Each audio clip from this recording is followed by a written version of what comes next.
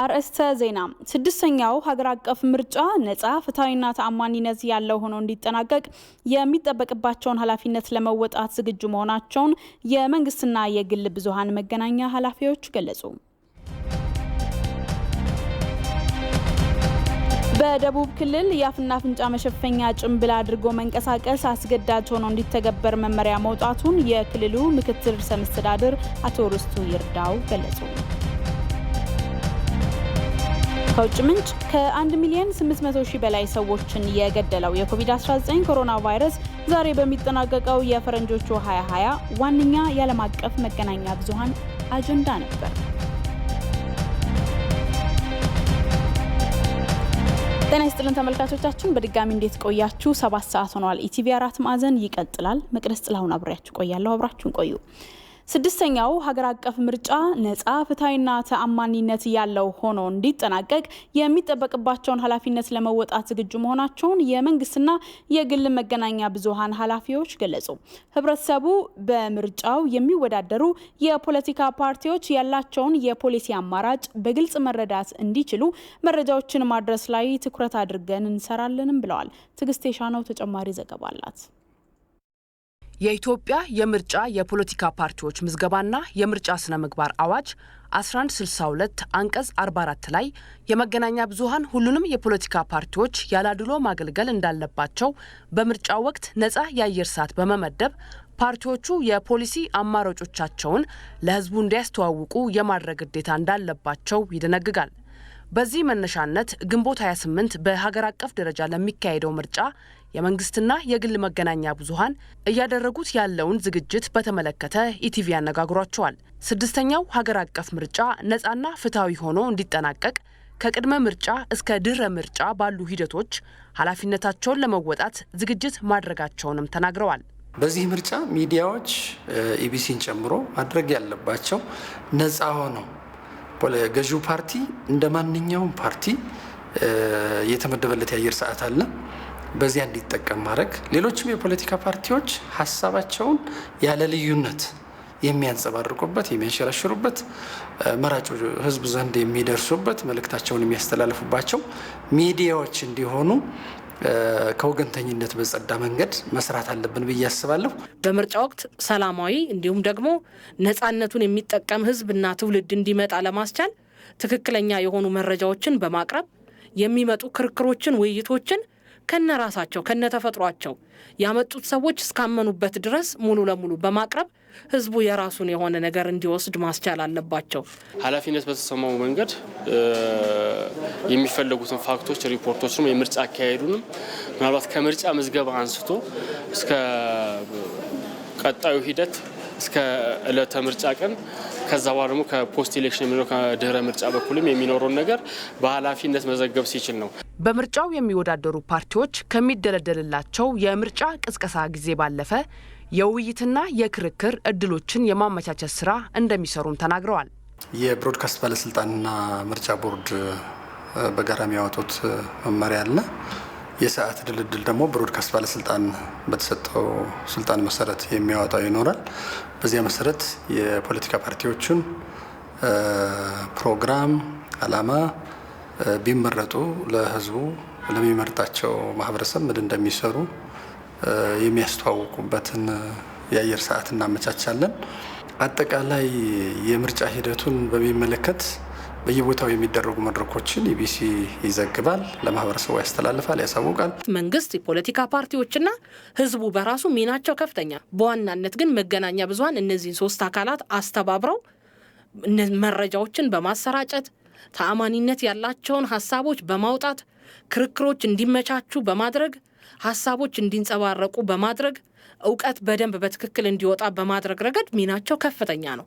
ሀገሪቱ እንድትረጋጋና ትክክለኛ ዲሞክራሲን ለመተግበር ምርጫው ጥሩ አጋጣሚ የሚፈጥር በመሆኑ ሁሉም አካላት በተለይም ደግሞ መገናኛ ብዙሃን ኃላፊነታቸውን መወጣት እንዳለባቸው ገልጸዋል። ምርጫ የዚህችን ሀገር ጣፈንታ የሚወስን ነው። እንደምታውቂው እዚህ ሀገር ላይ ብዙ መስቀልቅል ነገር አለ። ይሄ የሚስተካከለው ፍትሃዊና ሰላማዊ የሆነ ህዝብ የሚያምነው ህዝብ የሚቀበለው ምርጫ ሲደረግ ነው። ሚዲያው የሚችለውን ሁሉ ፍትሃዊ ሆኖ ያለ አድሎ ለማንም ሳይወግን ሳያደላ እንዲዘግብ ጽኑ ፍላጎት አለኝ፣ እምነቱም አለኝ። እናደርጋለን ብዬ አስባለሁ። በታሪካችን እስቲ ትክክለኛና እውነተኛ ምርጫ እንዲደረግ የበኩላችንን እንወጣ የሚል ቁርጠኛ የሆነ የመገናኛ ብዙሃን ኃላፊዎችም እንዲሁም ደግሞ መገናኛ ብዙሃኑ ራሱ በዛ ውስጥ ለማለፍ በደንብ ዝግጁ መሆን ይገባዋል። ሚዲያውም ኃላፊነቱን ተሞልቶ ሪስፖንሲብል በሆነ መንገድ መረጃ ለህዝብ ማቅረብ አለበት። አትዘሴም ታይም ደግሞ ምርጫውን የሚያስፈጽመው አካል በቂ የሆነ የሚዲያ ሴንተር ወይ ደግሞ ለሚዲያ አገልግሎት የሚውል ራሱን የቻለ ክፍል አቋቁሞ ይሄ ምርጫው እስኪያልቅ ድረስ ማንኛውም ምርጫ የሚፈልገውን መረጃ በሚፈልገው ሰዓት እንዲያገኝ ቢደረግ በሚገባው ከተለቀቀ ከግምታዊ ንግግሮች ከተዛባ ኢንፎርሜሽኖች ከፌክ ኒውስም ልንድን እንችላለን ብለን ነው ማሰብ ያለብን።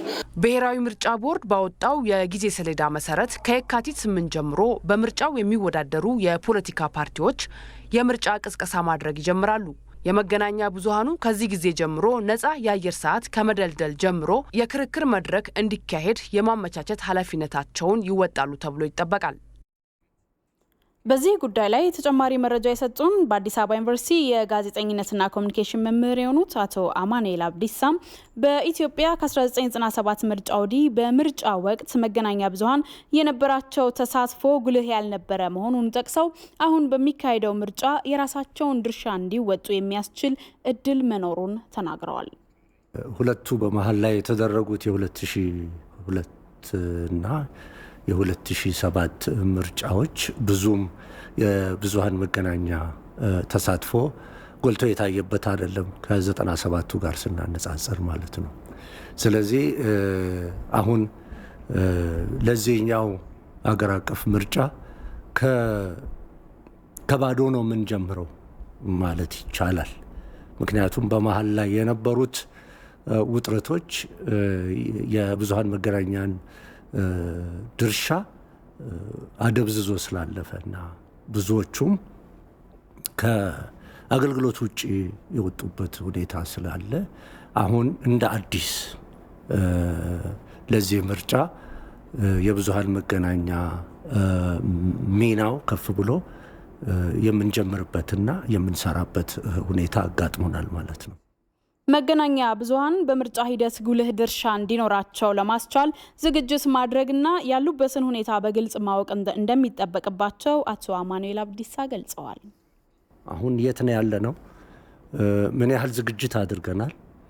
እንዴት አድርገንስ ወደዚህኛው አገር አቀፍ ምርጫ በሙሉ ተሳትፎ መግባት እንችላለን የሚለው ጥያቄ አሁንም ምላሽ የሚጠይቅ ይመስለኛል። ስለዚህ እያንዳንዱ የምርጫ ተሳታፊዎችን በሚመለከት የብዙሃን መገናኛንም ተሳትፎ በሚመለከት ሌሎችም የባለድርሻ አካላትን በሚመለከት ሁላችንም በየድርሻችን ይህንን ጥያቄ ልንጠይቅና ልንመልስ የሚገባን ይመስለኛል እና ይሄ አገር አቀፍ ምርጫ ከፊታችን ያለው ውጤታማ እንዲሆን የምንፈልገውን ውጤት እንዲያመጣ የሚፈለገው ተሳትፎ እንዲጠናከር የሰዎች ግንዛቤ መራጮችም ይሁኑ የተመራጮችም ይሁኑ ያስመራጩም ይሁን ሁሉም የየራሱ ድርሻና ሚና ምን እንደሆነ የማገናዘብ እና ግንዛቤ መስጠትና የማስጨበጡ ትልቁ ስራ የሚጠበቀው በዋናነት በብዙሃን መገናኛ ላይ ነውና በአዲስ አበባ የሚገኙ የመንግስት አገልግሎት ሰጪ ተቋማት ስራን የሚያቀላጥፍ የኢንፎርሜሽን ኮሚኒኬሽን ቴክኖሎጂ መሰረተ ልማት ተገንብቶ በስራ ላይ ውሏል። ቴክኖሎጂው የመንግስት ሰራተኞች ተገቢውን አገልግሎት መስጠታቸውን ለመቆጣጠር የሚያስችል እንደሆነም ተገልጿል። የአዲስ ሚዲያ ኔትወርክ ዘገባ ነው። ቤተልሔም ጥጋቡ ታቀርበዋለች። አዲስ አበባን የቴክኖሎጂ ከተማ ለማድረግና የመንግስት አገልግሎት ተቋማት ስራቸውን በቴክኖሎጂ ታግዘው እንዲሰሩ በርካታ ተግባራት እየተከናወኑ ይገኛል። የዚህ ተግባር አካል የሆነና አራዳ፣ ቂርቆስ፣ ኮልፌ ቀራኒዮ ክፍለ ከተሞችንና 18 ወረዳዎችን ተጠቃሚ የሚያደርግ በ294 ሚሊዮን ብር የተገነባ የኢንፎርሜሽን ኮሚኒኬሽን ቴክኖሎጂ መሰረተ ልማት ለምርቃት በቅቷል። የተገነባው የቴክኖሎጂ መሰረተ ልማት ለአገልግሎት ሰጪውና ለተጠቃሚው ስላለው ፋይዳም ማብራሪያ ተሰጥቷል። ሙሉ የኔትወርክ አገልግሎትን የመደበኛ ኢንተርኔትና የዋይፋይ የሲሲቲቪ ካሜራ የወረፋ ማስጠበቂያ ሲስተም የዳታ ሴንተር አገልግሎት እንዲያገኙ የሚያስችል የአይፒቪኤክስ ቴሌፎን እና ተዛማጅ ጥቅሞችን ያስገኛል። ከተማችን ደረጃዋን የጠበቀ የኤሌክትሮኒክ ሜል ልውውጥ እንዲኖራት የማድረግ አቅም ያለው ነው። በዚህ ፕሮጀክትም ከከተማ እስከ ወረዳ ለሚገኙ 2000 ለሚሆኑ አመራርና ፈጻሚዎች ደህንነቱ የተጠበቀ የመልእክት ልውውጥና የቪዲዮ ኮንፈረንስ የማድረግ ስራዎችን በአካል መገናኘት ሳያስፈልግ ለመስራትና ስብሰባዎችን ለማከናወን የሚያስችል ፕሮጀክት ነው። ቴክኖሎጂው ቀልጣፋ አገልግሎትን በመስጠት የአዲስ አበባ ከተማ ነዋሪን እንግልት በመቀነስ በኩል ከፍተኛ አስተዋጽኦ እንደሚኖረውም የአዲስ አበባ ከተማ ምክትል ከንቲባ ወይዘሮ አዳነች አቤቤ ገልጸዋል። ለምርቃት የበቃው ይሄ ስራ ለከተማችን ትልቅ ትርጉም አለው። ከሁሉም በላይ ቃል ለገባንለት ለህዝባችን አገልግሎትን ቀልጣፋ ዘመናዊ ከማድረግና ፈጣን ተደራሽ ከማድረግ እንዲሁም በሰዎች ምክንያት የሚደርሰውን እንግልት ከመቀነስ አንጻር ትልቅ ትርጉም አለው።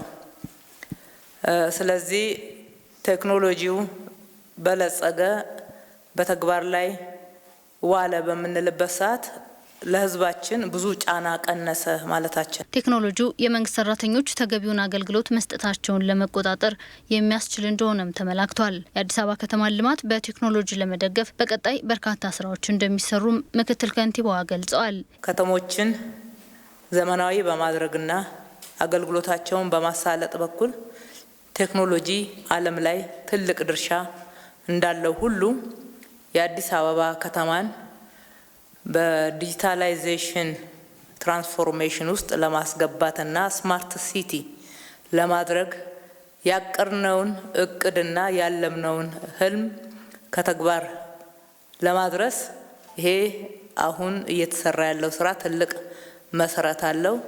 ለብልጽግና ጉዟችንም መፋጠን ግብአት ነው። የመልካም አስተዳደር ጥያቄዎችን በቴክኖሎጂ መመለስ ይቻላል ያሉት ደግሞ የኢኖቬሽንና ቴክኖሎጂ ሚኒስትር ዴኤታ ዶክተር አህመዲን አህመድ ናቸው። መንግስት የዜጎችን የመልካም አስተዳደር ጥያቄ መመለስ የሚቻለው የመንግስት አገልግሎቶችን ሁሉ በቴክኖሎጂ በመደገፍና ዲጂታይዝ በማድረግ መሆኑን አምኖ በሰፊው እየሰራ ይገኛል። ቴክኖሎጂው በኔትወርክ ምክንያት መቆራረጥ የሚፈጠርባቸውን አገልግሎቶች የሚያስተካክል እንደሆነም ተገልጿል። ለፕሮጀክቱ ስኬታማነት አስተዋጽኦ ላበረከቱ አካላትም በምርቃት ስነ ስርዓቱ ላይ እውቅና ተሰጥቷል። ህብረተሰቡ በኮቪድ-19 መከላከል ላይ ወረርሽኙ በተከሰተባቸው በመጀመሪያዎቹ ወራቶች ያደርገው የነበረውን የመከላከል እርምጃዎች አሁንም ባለመዘናጋት ሊተከብር እንደሚገባው የደቡብ ክልል ምክትል ርዕሰ መስተዳድር ርስቱ ይርዳው ገለጹ። የኮቪድ-19 መከላከል ስራዎችን አስመልክቶ ምክትል ርዕሰ መስተዳድሩ መግለጫ ሰጥተዋል። በክልሉ የአፍና አፍንጫ መሸፈኛ ጭንብል አድርጎ መንቀሳቀስ አስገዳጅ ሆኖ እንዲተገበር መመሪያም ሰጥተዋል። ሚካኤል ገዙ ተጨማሪ ዘገባ አለው።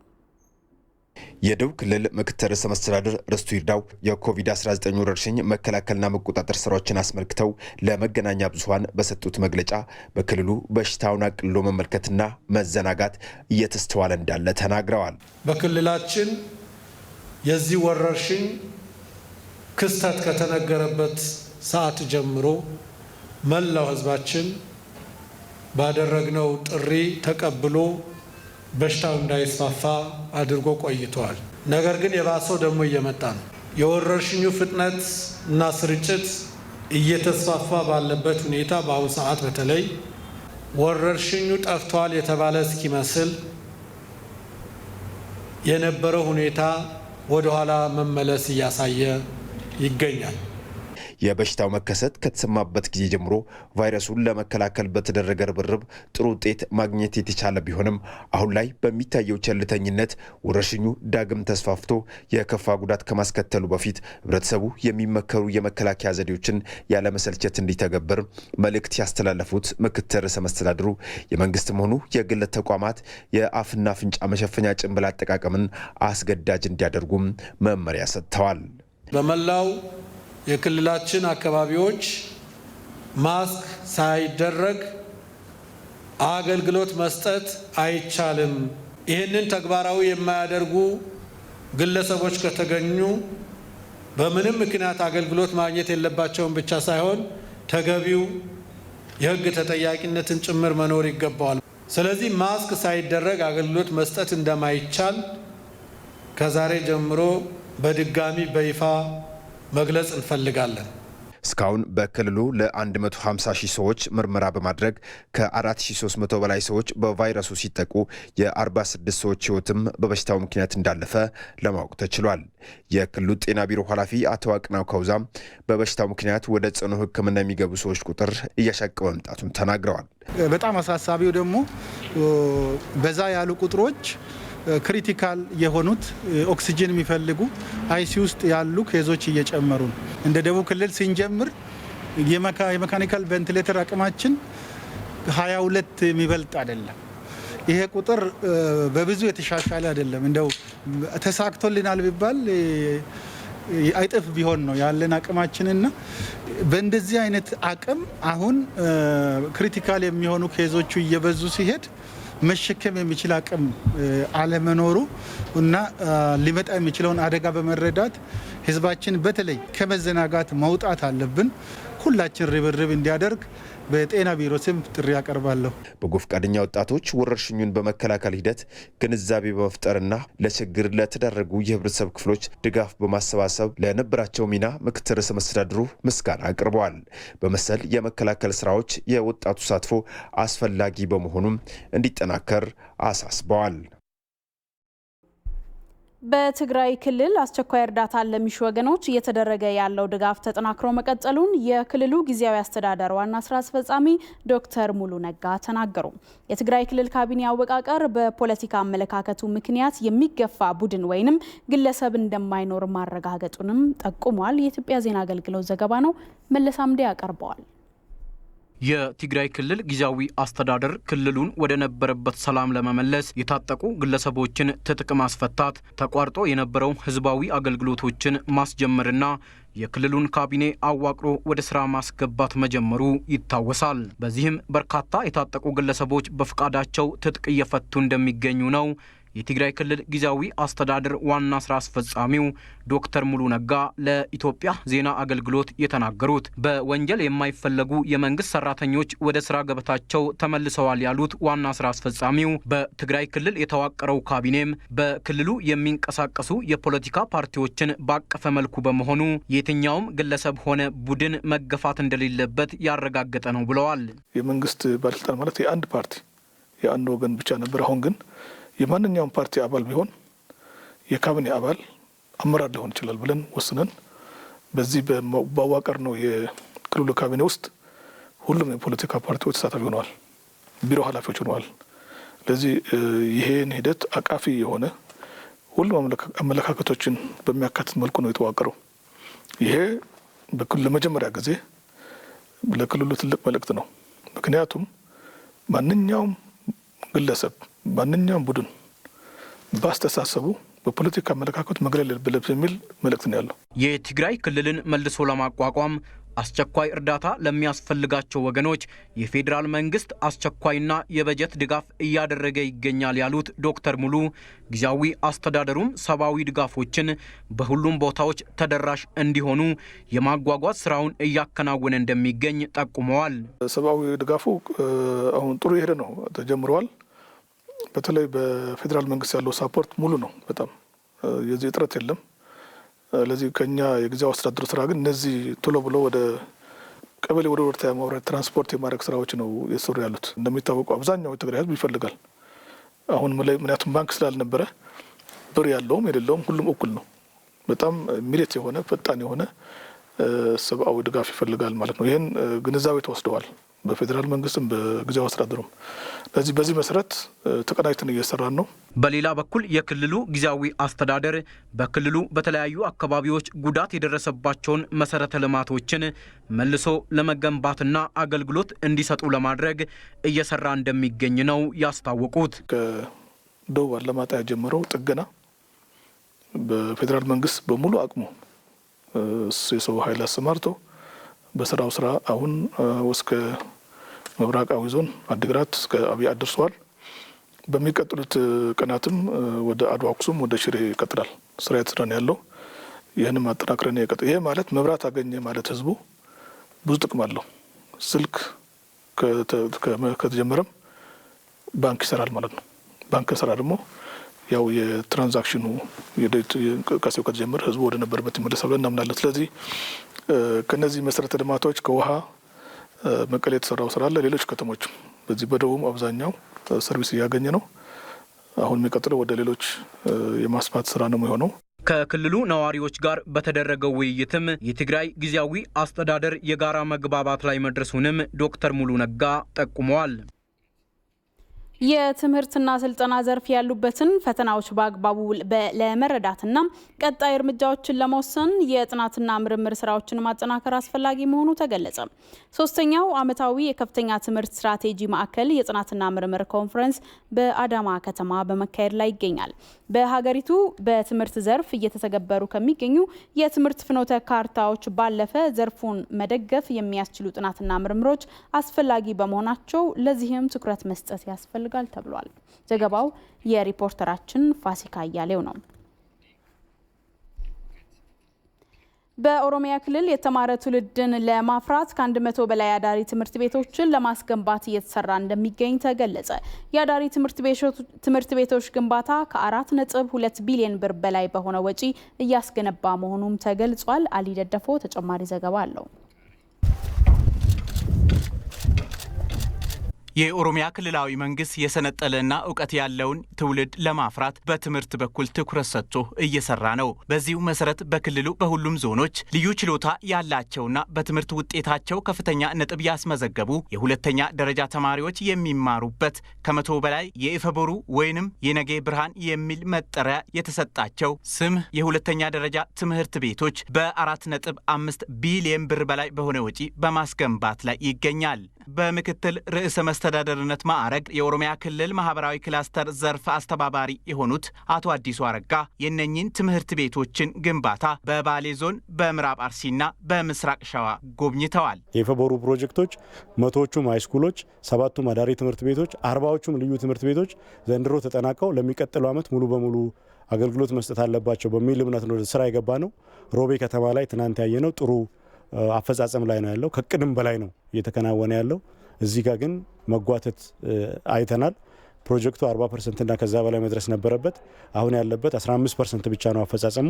የግንባታ ሂደታቸው የተጓተቱ ትምህርት ቤቶችን በጊዜ ገደባቸው እንዲጠናቀቁ አቅጣጫዎችን ማስቀመጣቸውን አቶ አዲሱ አረጋ ገልጸዋል። አንደኛ አስፈላጊው ማሽነሪዎች ቶሎ ተኮናትረው እንዲያስገቡ ግልጽ የሆነ አቅጣጫ ለተቋራጩም ለአማካሪውም ሰጠናል። አማካሪውም ተከታትሎ እንዲያስፈጽም፣ በሁለተኛ ደረጃ ያለውን የሰው ኃይል እጥፍ እንዲያደርግ ማለት ነው። አሁን ሳይት ላይ ያሉ 65 ሰዎች ናቸው። ወደ 130 አድርሶ እጥፍ አድርጎ ስራውን እንዲያፋጥን፣ በሶስተኛ ደረጃ የመስሪያ ሰዓቶችን እንዲጨምር ማለት ነው። የሚሰራበትን ሰዓት በግማሽ ቀን ወይም በ8 ሰዓት የሚሰራውን ወደ 16 ሰዓት ከፍ አድርጎ እንዲሰራ በፓውዛም እንዲሰራ ነው ያደረግነው። ሌላው አራተኛው አቅጣጫ ግብአቶችን በተመለከተ ነው። ሲሚንቶ፣ ብረት፣ አሸዋ፣ ጠጠር የሚያስፈልጉ ነገሮችም በበቂ ሁኔታ የተሟላ የለም። ከማሽነሪ ማኳያ ችግሮች ስላሉበት እነዚህን አሟልቶ በቶሎ እንዲያጠናቀቅ ነው የተግባባ ነው። በትምህርት ቤቶች ግንባታ የአካባቢው ነዋሪዎች የተደሰቱ መሆናቸውን ለኢቲቪ ተናግረዋል። ህብረተሰቡ ይሄንን የትምህርት እድል በማግኘቱ ትልቅ ደስታና ትልቅ ተስፋ ነው የተሰማቸው የተሰማን ማለት ነው በአጠቃላይ እና በአሁኑ ሰዓት ይህ ትምህርት ቤት እዚህ በመሰራቱና ለነዚህ ልጆች ከዚህ በፊት የነበረውን ችግር በመቀረፉ በጣም ደስ ብሎናል። በኦሮሚያ ክልል እየተገነቡ ያሉ የሁለተኛ ደረጃ የኢፈቦሩ ትምህርት ቤቶች የገጠሩንና የከተማውን ማህበረሰብ ያማከሉ መሆናቸው ተገልጿል። በኮሮና ቫይረስ ወረርሽኝ ምክንያት ተቋርጦ የነበረው የገጽ ለገጽ የመማር ማስተማር ስርዓት በኦሮሚያ ክልል በዚህ ወቅት ትምህርቱን በማስቀጠል የኮሮና ወረርሽኝንም በመከላከል ላይ ያተኮረ ስርዓት መኖሩን የኦሮሚያ ክልል ትምህርት ቢሮ ምክትል ኃላፊ አቶ ኤፍሬም ተሰማ ገልጸዋል።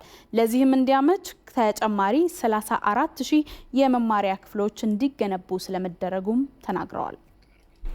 በመሬት ላይ ያለው ሁኔታ ምንድን ነው?